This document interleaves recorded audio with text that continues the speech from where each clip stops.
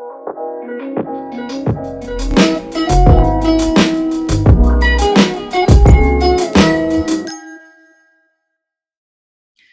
welcome back to Freedom to Learn podcast. My name is Guru Yeleshwarapu. I'm the founder of Siliconvalley4u. And so for those who are new to this podcast, please subscribe and also press on the like button. So you'll get a lot of cool content going forward. Also, you get to see a lot of podcasts from people from all walks of life. So today we have Aizaz Lodhi, who has been with Siliconvalley4u for last 18 months. And he has been very effective in terms of doing internships with us, and a lot of good feedback we received. And so in fact, we met at a hackathon. I happened to be one of the judges at the time, and we kind of sponsored that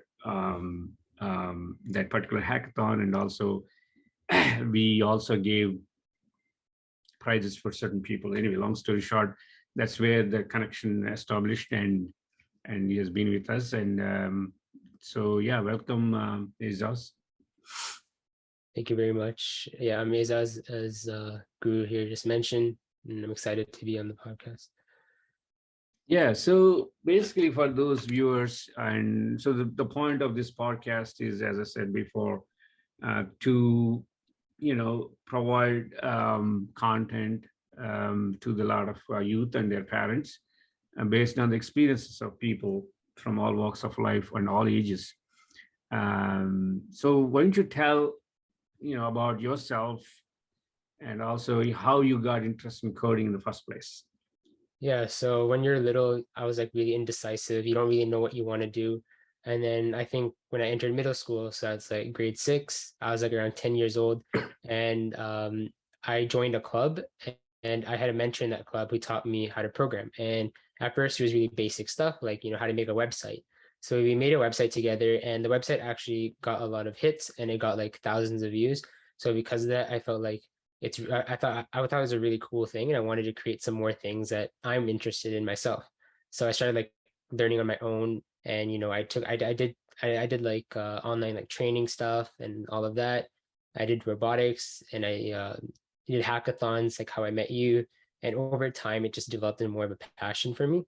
So Yeah, fantastic. So basically, I think the crux of what I hear from you is that I always preach to a lot of students, and also some of the parents. This whole coding is a fun thing. It's not a subject. It's not like a tedious subject that you have to deal with. And for most part, it has a lot of fun elements for kids, especially youth, to enjoy. So if you're a really small child, for instance, the simple analogy I give is, if you give a phone to a young child, you don't have to explain how to use it.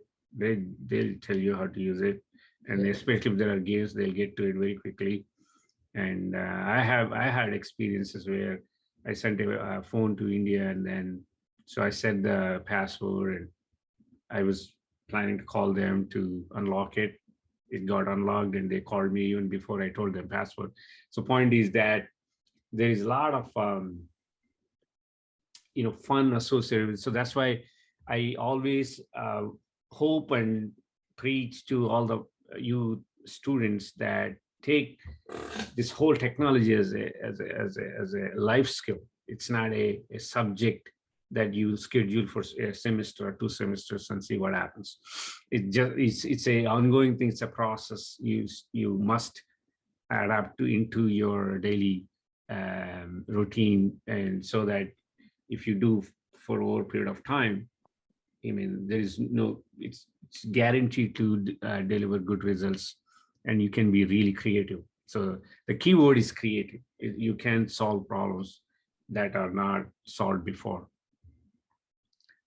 So now that you are on the right track in that sense, so tell everybody, I know you are going to college. Why don't you speak about what college you're going and what major you're trying to get into?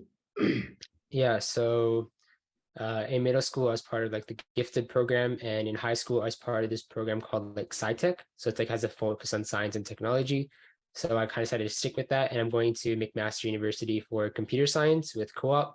So how that program kind of works is I study for 1 year, and then during the summers, I work at a company, like a co-op placement they'll give me, and then I study for another year, and then I do work again. So it's kind of like a hybrid model where it's like hands-on learning. So you kind of have experience in the field while you study. And computer science is, like if people who aren't familiar with that term, it's like kind of like programming or very similar to software engineering, if you know what that is. Yeah. Yeah, that's fantastic. So for those who may not be familiar with it, the college he's talking about is in Canada, and it's located in Toronto, if I'm right. Right? Is it in Toronto? It's in Hamilton, which is near Toronto. It's in the Okay. area around Toronto. Okay. All right. So, well, for the people outside Canada, it's Toronto. What I Yeah. mean. So yeah. So once you are in Canada, yeah, you can get into. So yeah. So that's a very cool program that you're talking about.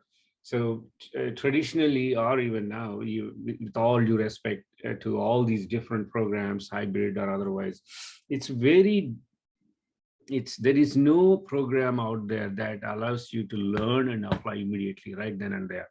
Mhm. And so that is the problem. So in other words, you learn something and wait for 20 years until you finish at least your undergrad, and when you find a job, that's when you really start applying, right? So in your case, you're already interning with us, and that gives you that exposure to apply with so far whatever certain things that you learn. But if somebody's not interning and just waiting for a job to happen after they finished undergrad, and so basically it's a 20-year period, and then a lot of things change in 20 years time. So I did computer science. I had no opportunity to do anything until I got my first job. Okay, period, and no chance. And I think that is one of the problems we are trying to solve. And so even though, so the other thing that I always talk about is, this internship is supposed to connect you to the real world, or give you opportunity to serve the customer. So when you intern for a large company, so there is a gap. So the education system doesn't have framework to get you real world experience, because they are more focused on getting you, getting through the exams, and they don't have expertise to train you how to build things, how to create things, especially in computer science. Whereas in the companies, it's a very unstructured work. When you work for a company, there is not much of structure around there. Basically, you go there, you are part of the team, you just go and do things, and you just work on it and then finish it. So probably they'll give you in the beginning some idea of, okay, this is how you, but there is no start, end, and all this. So the whole, fitting into that unstructured framework, but also having that ability of intangible skills, like how to communicate with the person, how to deal with the, a superior, and also, asking right questions, and, all those intangible skills are extremely crucial for anybody's success. And so it's knowing one, programming is one thing, and knowing all those things are extremely more important, because Python you can learn from YouTube. Those skills you can't learn. You can learn only by doing it.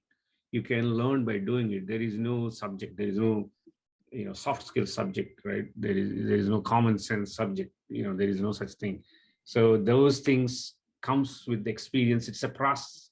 It's not like, okay, you know what, I'm going to learn all my soft skills within 1 week. It doesn't work that way. You have to incorporate into your lifestyle and your body language, your mannerisms, the way you speak. And basically that changes your identity. It makes you that person. It's not like you are going towards a goal. You are changing to as a identity. You're changing your identity to fit into that particular role. So that's the way we like to. That's why we take on some students from early on to bring them into different programs. So now we are working with a lot of colleges. We are working with 150 colleges. By the way, we work with Humber. Um, so we are taking students, and then we train them, and then we give them projects to work on. These projects are meant for enterprises, and so you can find them on smartcloud.com. And subsequently, we have something called Industry Connect. So you get an exposure to what companies are doing and what kind of products they are doing, services, what they're looking for, and vice versa. They also get to see your profiles, how you're developing. For instance, some of the internships that we do, they post those videos and the work they did as a organically on our next lab. That becomes their profile. It's real. It's not like a LinkedIn where you can just write whatever you want. And so this is something that you are doing, and it's organic. It's not, you are not preparing for the interview. This is you. So that's how we are connecting industry to colleges. So just wanted to put it out there. So with that, so the next thing is, okay, so I know we all have this path defined ages ago, hundreds of years ago, that you have to go to elementary school, middle school, high school, college. And now, so once everything is said and done, what do you want to do? At the end of the day, I want to work on I want to create like my own unique software. So I kind of want to be on like maybe like a mixture of like a software engineer and also business to kind of work on my own, maybe start my own company or make my own product. Yeah. So do you have any ideas like, this is my area of interest, for instance, you said robotics, maybe video games or something else. Do you have any specific areas of interest? One thing I'm really interested in researching is like how to make autonomous machines. So like machines that can learn other tasks and then communicate how to do that task to a separate machine. So that I feel like that concept's Like really a interesting. supervisor machine. Yeah. So you learn all that, and then so basically you want to replace all the managers with bots. You get rid of I them. So I just joke. I think AI is like the future, and Yeah. also robots, and I'm really interested in robots and also like programming. So I feel like I just fit into that niche really well, of like Yeah, in fact, artificial we do. intelligence. We are working in this called RPA. I don't know if you heard the term robotic process automation. So we use soft bots. We don't do bot like, not for manufacturing and things like that. So these are soft bots where you can configure that to do a lot of things, in terms of doing things on the internet, web, and also AI, text analysis, and you know yeah, those things, we are developing. But I know what you're saying. I think that's already, parts of it is already there. In fact, I'm in Bay Area, Silicon Valley. There are 2 coffee shops. They have bots already, and so they, over a period of time, they learn customers more and more and more. As they get more data, they become very refined customer service agents, and they do a good job. I mean, and so that's just a small example, but I see what you mean. Even in a lot of manufacturing units, a lot of mechanical engineering has been replaced by bots. So if you are a mechanical engineer, you are sort of competing with bot nowadays in the market, unless you have the ability to deal with the bots. You don't have a job, because the domain expertise is taken over by bots, which is fairly easy. Anything that is commoditized can be trained by these bots. So that's something that's fairly fixed, and it's like a monotonous, and the repetitive is Yeah. automatically will be taken over by bots. By the time you get out, it's a lot of things are going to be way different. I mean, a lot of things, right? For instance, somebody was saying on the other day, um, let's say if you don't feel like going to school, I'll send your own bot. He will go and listen to the Yeah. class and come back, and then he'll update to you. He means, I don't know, he or she, whatever you call it. and and then so that you don't have to go every day. So all are, all these crazy things are possible, definitely. So now that you have that goal of mixing business and tech to build something of your own, do you think your current education system is helping in any way? If yes, throw some light on it. And also if you see anything missing, just talk about those. I think there's a lot missing with our education system that I've dealt with so far. I think the way up until high school, it's really general because they don't know what you want to become yet. So it's like they don't train you for specific things. You learn really general information. Like for example, I took programming classes in high school from grade 9 to 11, and I was in a specialized program for science and tech. But even then, all that information I already learned in middle school. It was nothing new to me. I feel like the education system could be more narrowed down to specifics, and it's taught assuming everybody at the same pace. Some students learn faster, some learn slower, and like if someone already knows this content, then maybe you should teach them some more advanced content rather than making them stay with everyone else, and vice versa too. So I feel like the education system could use some improvement on that aspect. I feel like especially when it comes to tech, um, I feel like that's a big problem. Yeah, I agree.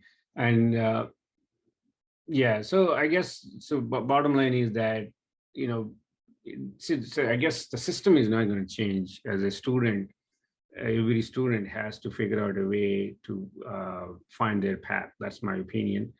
There's no point in discussing those, good or bad. But second thing, what I always preach is something called continuous learning, where you have to be a mentor while being mentored by someone else. In other words, you have to be mentor and mentee simultaneously.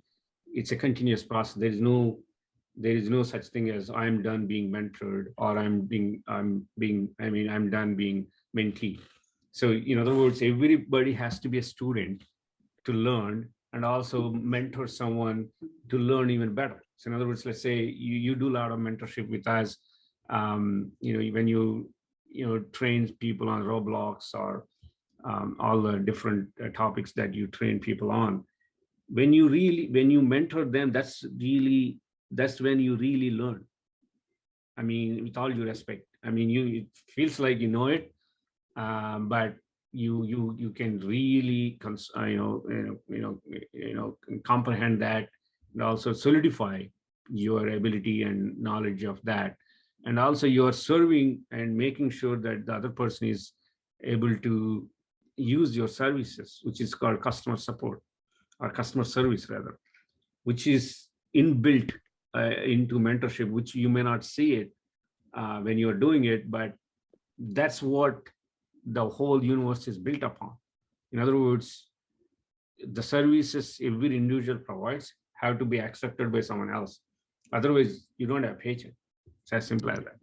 And so that is coming, in so that you may not see it, but the ability you're developing at early on in your life, that can pay off big time when you really get to certain level, because you have been training so many people.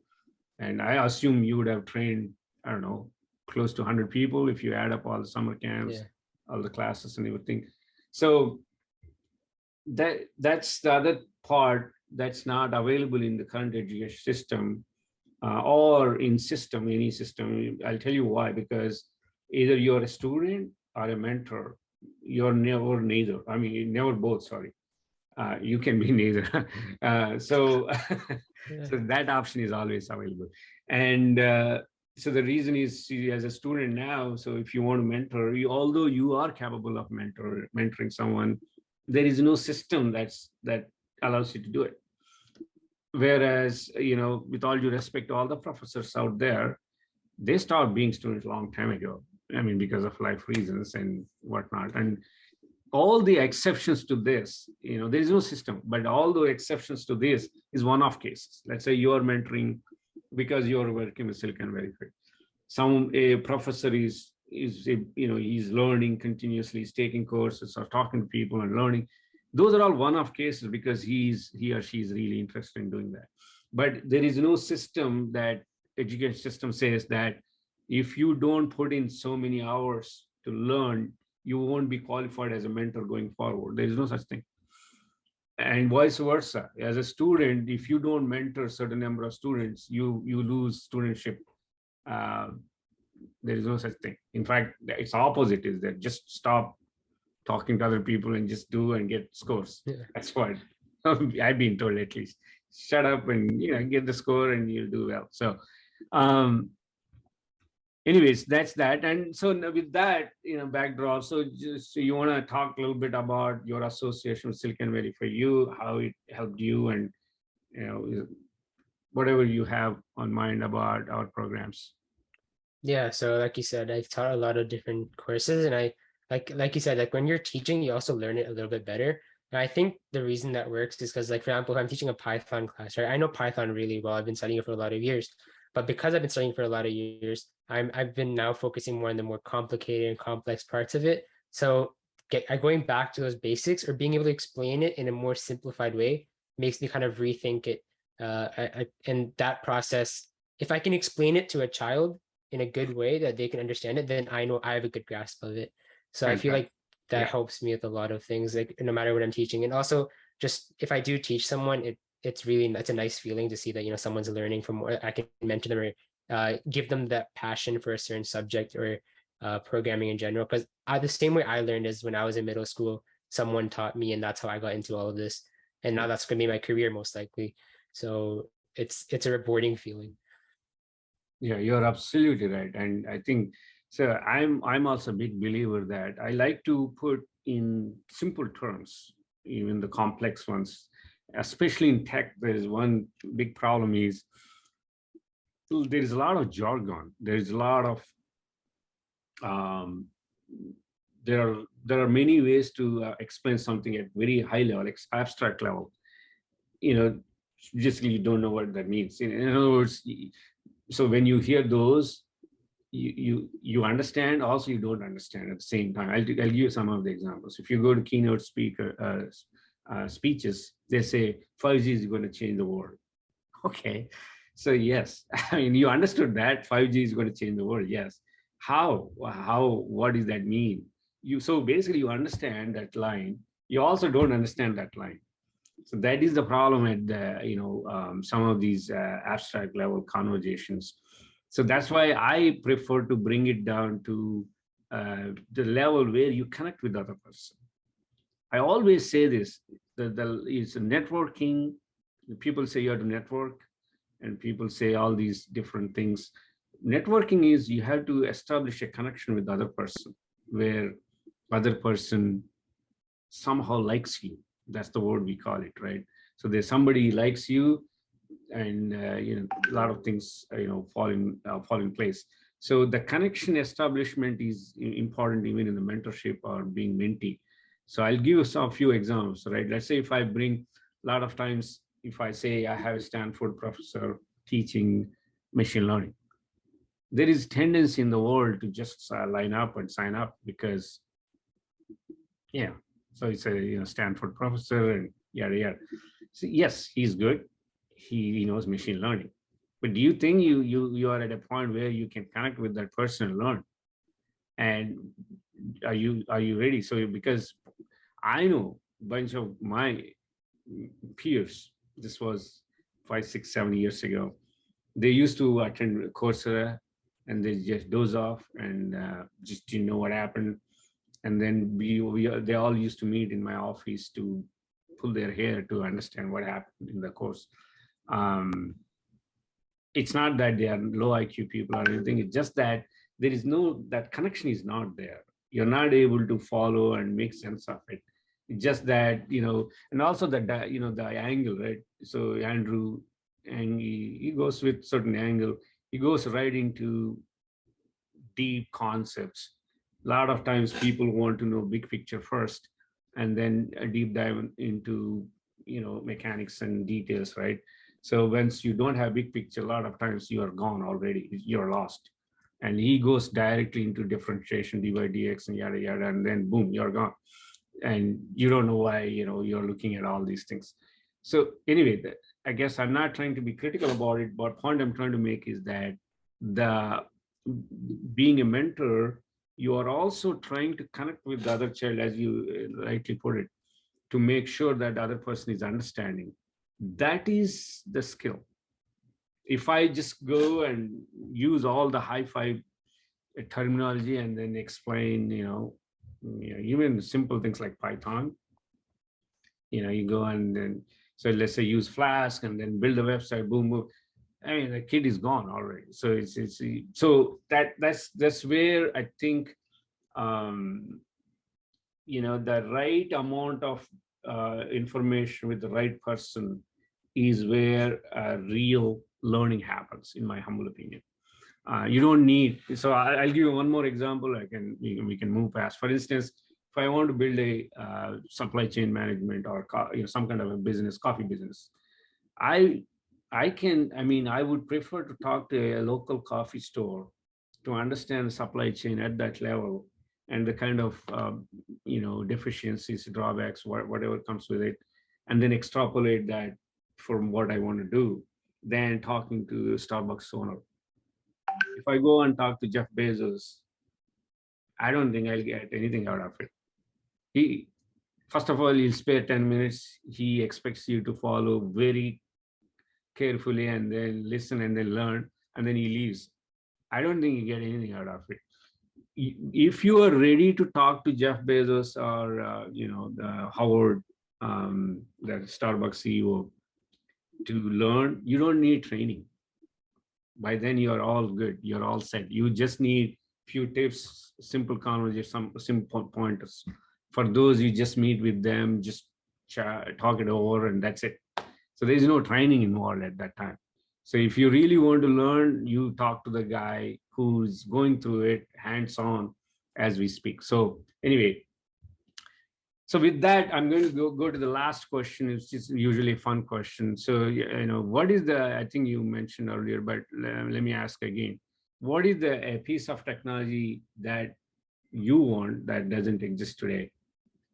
Yeah, so I mentioned it earlier with the artificial intelligence a little bit, and then you did mention that there is some already existing implementations of it, and I want to see how far I can kind of go, because I feel like if I feel like it is going to get to a point eventually where it's super autonomous and it's widespread in almost every field. I feel like the idea computers can do things a lot more precise than humans can. So I feel like a lot of jobs or a lot of different sectors are going to be influenced by artificial intelligence a lot. And that will make life really different for us. And it could be in a good way, it could be in a bad way. Hopefully it's in the good way. Yeah. So that's kind of the direction of where I think technology is going and where I want it to go. Yeah. No, I think, see, the good and bad is how it's up to us how we take it, right? Yeah. So it does what it does, and you can leave the bad and take the good one. Many times we we tend to do opposite. That's a different story. But yeah, AI is gonna. I mean, AI is changing as we speak. This is where This is where I'm saying, in my humble opinion, if you are not conscious about being up to the speed, especially if you want to do computer science, I'll tell you right now, by the time you learn AI, with all due respect, from any school, any university, by the time you get the AI course from your college, the actual AI is going to somewhere else. Crazy amount of research is going on as every day, every minute, and so much going on, and so many cool things are coming out. By the time you get out, unless you have an industry experience, the gap between what you know and where the industry is going to be fairly significantly different. So, which is okay, which is okay, but what it translates to any individual is you're going to lose certain amount of time catching up. And so you join a company, you start working, and then you learn, it takes a year, two, sometimes three, and it depends on each individual personality. At some point you have to draw a line and say, well, you know what, I have, there is no such thing as like, oh, I learned 100%. There is no such thing, right? So you learn and it's already moving. So point I'm trying to, at some point you draw a line and say, I'm going to get out and build my own. So if you don't do that, so you are in that infinite loop of understanding and learning, and a lot of people there in late 30s, 40s, and still trying to understand. I know a lot of people in mid 30s, late 30s, even 40s. If you ask them, hey, what do you want to do, they don't know. So because it's just you are in that loop of you're like sort of caught up in that box. You are not able to see outside of it, and then there are other life things happen, and there is this some other pressures, and then so you need money or whatever, long story short, and then you just keep going and keep going, and then that's why a lot of people, at least I know, and probably you would have heard, so they suddenly one fine morning they decide, okay, you know what, I'm going to stop, and then they take a year break, they get out, go somewhere, and then come back and reset everything. And so some not everybody can do it, but some do. And long story short, the gist of what I'm trying to say is that what you're doing is great already, and keep it up, and make sure that you stay current with how things are happening. As I said before, we have a lot of AI projects as we speak. So we are doing Student 360. I just finished a meeting. We are doing one for sensors for the image processing, not to do image processing. It's to detect that we need to turn on the camera or not. And then there is obviously image processing, and then we also have coding standards. One more thing is exam. So we are doing NLP for exam processing. It's almost done. There are quite a few projects are going on, and yeah, if you're interested, I'll let you know. I mean, let us know. We'll be happy to get you involved. And thank you very much. And we'll do another podcast at some point. If you have any certain tool or something that you want to talk about a little bit in depth, so we'll take that topic, and then we do the podcast. Right, this one is introductory, just to introduce you to everybody, and also so as time goes on, we can do more podcasts. Yeah, thanks for having me. So these are conversations that are actually really fun to have. It's really informative. Yeah, okay, appreciate it. And as I said before, we'll be in touch, and then we'll have another one, and hopefully we end up working in some kind of project very soon. All right. Yep. All right. Thank you. Thank you.